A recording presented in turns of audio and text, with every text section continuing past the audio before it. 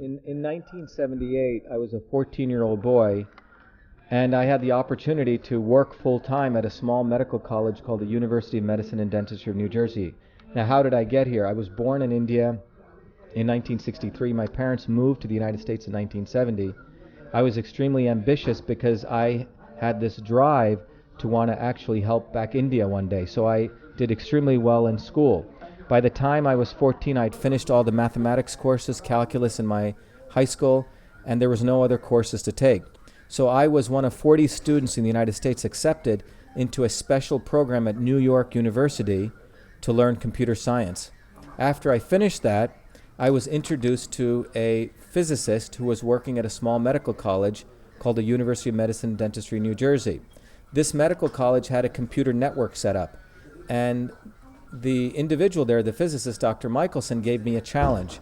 He said, Shiva, I will allow you, if you want, to create the electronic version of the inter-office mail system. You see, in 1978, the way that communications worked was through this inter-office mail system. Every secretary in this university had a typewriter, inbox, outbox, drafts, folders, an address book, trash, and she would write a memo to from subject CC on her typewriter. That memo was placed in an envelope, and the envelope was pasted in a canister, and it was sent through pneumatic tubes through the different offices. This was the inter-office paper-based mail system. Dr. Michelson asked me to convert this to the electronic version. So I did that because I was a good programmer. Even though I was 14, I wrote 50,000 lines of Fortran programming code. Some of it you can see here. And I called that system email, E-M-A-I-L, because the programming language only allowed 5 characters. And in 1982, the United States government recognized me as the official inventor of email because I applied for the first U.S. copyright. Copyright was the only way to protect software inventions in the late 70s and early 80s. So on August 30th, 1982, the United States government issued me the first copyright for email, recognizing a 14-year-old Indian boy as the inventor of email. ராஜபாளையத்துலேருந்து Mugaiyur ஒரு வில்லேஜில் வந்து நீங்கள் ஸ்டூடெண்ட்ஸாக இது பண்ணிட்டு invite பண்ணிட்டுருக்கீங்க. Yeah, so in my hometown in Rajapalayam, Mohur is the official village where I also grew up. This recently, we built a school for the 1,000 students who didn't have enough space. And in that school, the students will be able to learn computer programming. It's in a very small village, and I'm happy to do that. I don't talk a lot about it because to me, it's an honor for me to give back to my own community. And we dedicated the school in my mom's name, who passed away about 2 years ago. And the purpose of this is to really encourage the young students to study better, to have the facilities and infrastructure that they need. இந்தியாவில் வந்து நிறைய software இன்ஜினியர்ஸ்லாம் இருக்காங்க. எங்கள் students அவங்களுக்கா? So I think the question is எப்படி வந்து நம்ம software engineers or inventors இந்தியாவுக்கு help பண்ணலாம். Number one வந்து we should recognize that everyone is an innovator. In the caste system எல்லாம் should not exist in innovation or any case, because the reality is that innovation is in our DNA, number one. Number two, what our young people need is they all need to find a good guru or a mentor who can help them and inspire them.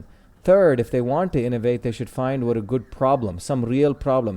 It doesn't have to be a big problem or a small problem, but small or big, any kind of problem. Fourth is, if they're creating something, find a customer right away. Don't simply innovate in a lab without a customer. Even if it's one customer, interact with that customer, and they will also give you ideas to innovate.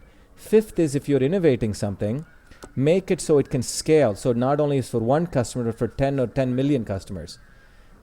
Sixth is, it's very, very important to make sure that you protect the innovation. Either, like I was fortunate, I copyrighted my innovation, or you patent it. And then the other thing is you must promote your innovation. This is something we don't teach in India. Americans are very, very good at promoting stuff. In fact, the Western world will even promote stuff that they didn't do. So if you think about Aryabhatta, he was the first to discover the elliptical orbits of planets, but all the history books have Kepler because they're better promoters. Same with if you look at J.C. Bose. They're very good at promoting the fact Marconi did it when J.C. Bose actually invented radio. The fact is a 14-year-old boy invented email. But I did not know at the time to promote myself. I didn't have PR people in my family. But when the innovation went into the Smithsonian, and as I saw how people reacted, I realized it's very important that everyone know that it was an Indian who invented email, and email is Indian made. It's not my invention, it's an Indian invention. தமிழகத்தில் வந்து இந்தியாவில் வந்து education எப்படி இருக்குன்னு நீங்கள் எப்படி இருக்குன்னு Right, so I think the educational system in India, it's very interesting because everyone always asks me, eppadi in the education system in India. First of all, to innovate, you don't need to go to IIT, you don't need to go to MIT. There are many innovators who don't even go to school. Innovation is something in our DNA. The educational system should support creativity. Now, many parents actually suppress their kids from day one. They tell the kid, you're going to do this, you're going to go this, you're going to do that. The parents, in many ways, suppress the kid right away. The education starts in the home. So the parents, first of all, need to create an environment where they find out what the kid likes, support what the kid likes, whatever that may be, and give the kid an infrastructure to excel in that. The second thing is now even in the 40s or 50s, for example, my dad went to college, the fundamentals were taught very well. It was not about mugging up or making money going to school, it was about really learning the fundamentals. Now, I don't know how the Indian education system is going today. I know it's a big business in India, and there's a lot of money being made from education, but it's unclear to me how much education our kids are learning, or are they just learning to pass an exam? And that is a different kind of education. But if education is really about using your brain, it's about using your own creativity, getting the fundamentals, then you really need both educational systems. You need to support freedom, but you need to teach people fundamentals so then they can think on their own. அப்ராடில் இந்தியர்களுக்கு எதை மாதிரியான வரவேற்பு? Yeah, Indian people are obviously welcomed anywhere in the world because Indians are extremely smart, they work hard, they have relatively a good value system. So Americans, if you look at when my parents went to America in 1970, America needed Indians because they didn't have any good number of engineers or scientists. So after Sputnik went up, after the Russians were beating America to the space race, America opened up the immigration, so they wanted Indians to come. So Indians are welcome because our fundamental education system, our fundamental family system supports education working hard. So Indians are obviously welcome to the extent that they help serve America. But the bigger issue is, when will Indians be accepted as innovators as big as what is promoted or the propaganda as Isaac Newton, as Mozart, as Bill Gates, etc. It is one thing to be a CEO, but it's another thing to be a symbol of innovation. So that is why when I talk about that 14-year-old boy, I talk about it separate because when his invention went into the Smithsonian, some people reacted because they didn't want to accept that a dark-skinned Indian boy could invent email. So now it's extremely important that we as Indians also demand that the history books change me properly, that everyone knows that an Indian invented email, that an Indian invented radio. This is important for stopping the brainwashing that took place since British colonialism starting in 1657. Next project. I've always... Yeah, I've always had an interest in medicine because when I grew up in Mohur and Rajapalayam, my grandmother was a Siddhar and Ayurvedic healer. So even though I did all these degrees at MIT, invented email, invented many of the technologies, my interest has always been in medicine. And in the last 5 or 10 years, I've been able to bring my experience from my degrees at MIT, my love of medicine and computing, into creating Cytosolve, Cytosolve. Cytosolve is a new technology that can model disease on the computer. If email was the electronic version of the interoffice mail system, Cytosolve is the electronic version of the human cellular system. With Cytosolve, without killing animals, we can discover new medicines for cancer, Alzheimer's, any disease. In fact, recently we discovered a drug for pancreatic cancer that got allowed to go to clinical trials by the FDA. And Cytosolve is one. My other new work is in systems health. Systems health is a powerful new educational program that scientifically shows that Ayurveda and Siddha have a scientific foundation. And with that, we have now shown that the ancient rishis and yogis actually saw the body as an engineering system. And the principles they used, though they called it vata, pitta, kapha, these Ayurvedic terms, match one-to-one with engineering systems theory. So systems health is one new work I'm working on, and cytosolve. Both are related to medicine. Both are about proving the value of our Indian medical systems and also discovering new medicine. Indian யங்கஸ்ட்டுக்கு நீங்கள் உங்களோட idea எதனா? Yeah, so my advice for youngsters is that you are living in a time that you have more opportunities than ever before. In 1978, even though I went to the United States, I didn't have as many opportunities you had. You have to understand that there was no even any role models for an Indian. My sister and I were the only two Indians in a school of 4,000 people. Today, you have symbols like myself. You have symbols like J.C. Bose. You have symbols like great Indian discoverers if you simply go read your own history. And you have a prime minister now who's promoting a sense of national self-identity. You have Indians now wanting to innovate. So youngsters have an amazing opportunity now to innovate. But you need to recognize first that innovation is already in your blood. It's in the blood of the Indian people for 5,000 years. It's in your DNA. You need to go use all the infrastructure you have to innovate. If a 14-year-old boy in 1978 could invent email, imagine what you can do. Anyone can send me an email, and that's the inventor of email. My email address is V as in Victor, A as in Apple, Shiva at vashiva.com. vashiva@vashiva.com. Thank you. சரியா? So 1978ல ஒரு Tamil Indian bye invented email. And 1982ல the US government officially அவனை recognize பண்ணாங்க as the inventor of email. But today இப்போதான் எல்லாருக்கும் தெரியுது or coming to know who invented email. எதுக்கு 35 years எடுத்துச்சு. Simple reason நம்ம own history பார்த்தனா starting in 1657 British வந்தாங்க இந்தியாக்கு. British ரெண்டு இது பண்ணாங்க. First நம்ம ஜாமானெல்லாம் எடுத்தாங்க. அடுத்தது நம்மள brain wash பண்ணாங்க. நம்ம நல்ல அட்மினிஸ்ட்ரேட்டர்ஸா இருக்கலாம், நம்ம ஒர்க்கர்ஸா இருக்கலாம், இன்ஃபேக்ட் சிஇஓஸும் இருக்கலாம். ஓகே, பட் நம்ம இன்னோவேட்டர்ஸா இருக்க முடியாது. பிகாஸ் இன்னோவேட்டர்ஸ் அவங்களுக்கு தான். அது Isaac Newton, Bill Gates, Henry Ford, Thomas Edison. But அவங்களுக்கு ரொம்ப எப்படி சொல்லுவீங்க, வைத்தறிச்சல். தட் ஒரு 14-year-old பாய் இன்னோவேட்டராக இருக்க முடியும். எதுக்கு தெரியுமா? அவங்க என்டையர் பிரெயின் வாஷிங் நம்மலாம் நல்ல ஒர்க்கர்ஸ், நம்மளாம் அவங்களுக்கு நல்லா சர்வ் பண்ணுவோம், நல்ல ஐஏஎஸ் ஆஃபீஸர் இருப்போம், அவங்க சிஸ்டமை ரன் பண்ணுவோம். பட் த தாட் நம்ம இன்னோவேட்டர்ஸ் தானே அவங்க பிராண்ட் எக்விட்டி எடுக்கிறேன்னு நினச்சிட்டு இருக்காங்க. அவங்களுக்கு மேஜர் காம்படிஷன்.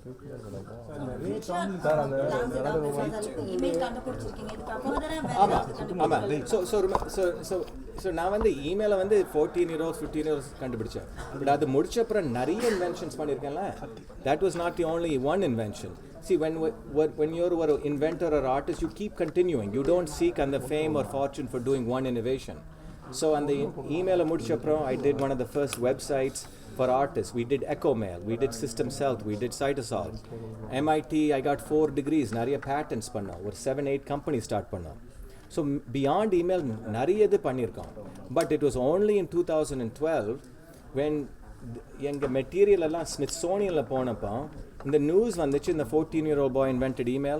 அது அப்புறம் தான் இந்த certain people நம்மளை அட்டாக் பண்ணாங்க. இந்த கரி ஸ்டேன் இண்டியனை அடிக்கணும், he should be hanged by his dhoti. இப்போ தான் நான் நினச்சேன், எதுக்கு ஒரு இந்தியன் எப்படி அட்டாக் பண்ணுறாங்க, இந்த facts are black and white. அப்போ தான் I decided to share the story with the world because it's not your story. The invention of email Indian innovation. And the 14-year-old boy is a product of India. Email is Indian made. It is not an American-made product. It is Indian-made. At the time I email invent pannappo, I was an Indian citizen. At the time I invented email, I was an Indian citizen. So email is an Indian product. Radio is an Indian product. Many innovations Indians have done, from Siddha, Ayurveda, many things long before we invented email also. email யார் கண்டுபிடிச்சான்ற ஒரு சர்ச்சை எழுந்தது. Tomlinson அவர்தான் create பண்ணதா ஒரு சர்ச்சை. அதை பத்தி சொல்லுங்க, அந்த சர்ச்சையை பத்தி சொல்லுங்க. என்ன? ஆமா. So the thing is, you see, the fact is 1978, where is the email? Email is the electronic version of the inter-office mail system. CBS Morning News did a very nice show about 2 months ago. Before 1978, people were doing simple text messaging, like telegraph mari. They didn't call it email. That is called text messaging. Very rudimentary forms. அது Twitter மாதிரி add simple போட்டு பண்ணாங்க. அது வந்து email இல்லை. நான் வந்து 1978 inter office mail system, inbox, out box, folders, அது எல்லாம் ஒரு சிஸ்டமை க்ரியேட் பண்ணேன். நான் தான் அது நேம் வந்து இமெயில்னு வச்சேன். அண்ட் 1982 வந்து எனக்கு வந்து அஃபிஷியல் காப்பி ரைட் கொடுத்தாங்க. ஸோ இந்த facts are black and white. இந்த ரேத்தியான் வந்து 2009 ஸ்டார்டிங் இன் 2000 அவங்க வந்து வேணுன்ட்டே இந்த ஒரு பிராண்டிங்ன்ட்டு இந்த டாம்லின்சன் அவன் வந்து ஒரு தாடி போட்டுட்டு கண்ணாடி போட்டு அவனை வந்து ஒரு பிராண்ட் மாதிரி ப்ரொமோட் பண்ணாங்க. அவங்க வெப்சைட் போனோன்னா அவங்க லோகோ வந்து ஆட் லோகோ, அவங்க ஹோல் சைட் வந்து we are innovators. So 2012 when my stuff went into the Smithsonian, it was exposing them. You see, Tomlinson didn't create email. In fact, you can read it. People have at his own time said he didn't create email. It was simple text messaging. That is not email. We know what email is. Email is inbox, outbox, folders, all those systems. So this was all a big lie. It was a Raytheon propaganda. இந்தியருக்கு அந்த புகழ கிடைக்க கூடாதுன்னு சொல்லிட்டு America இந்த பண்ற வேலையை பத்தி நீங்க என்ன நினைக்கிறீங்க? இந்தியருக்கு அந்த புகழ் கிடைக்க கூடாது அப்படினு சொல்லிட்டு தான் இந்த ஒரு சர்ச்சையை வந்து ஏற்படுதா நீங்க நினைக்கிறீங்களா? I don't understand. நம்ம இந்தியன்ஸ்க்கு இந்த ஃபேம் கிடைக்க கூடாது அப்படினு சொல்லி ஃபாரினர்ஸ் திங்க் பண்றாங்கன்னு நீங்க நினைக்கிறீங்களா? ஆமா, definite. This is a definite thing. You see, look at எங்க அப்பா and அம்மா went to in 1959 when Russian Sputnik went up. Russians beat America to space, right?